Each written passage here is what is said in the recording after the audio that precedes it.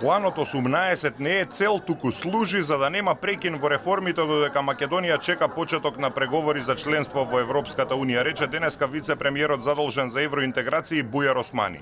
Тој пред невладините организации го презентираше нацрт планот 18 на кој тие треба да ги дадат своите забелешки пред да биде усвоен на седница на влада. Османи најави дека за планот ќе разговара и со опозицијата. Овој план треба да го опфати периодот од завршувањето на планот 369 до наредниот извештај на Европската комисија, односно до почнувањето преговори, рече Османи.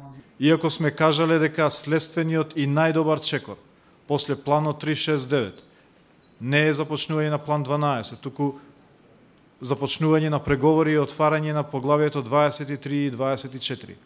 И се разбира, таа битка продолжува овие денови. Овој месец е најважниот кој што ќе ја одреди судбината на државата во овој правец.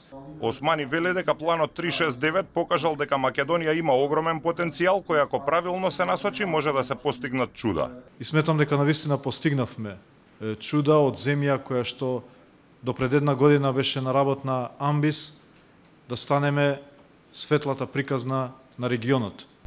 Позитивниот наратив кој што се зборува во главните градови во целиот свет.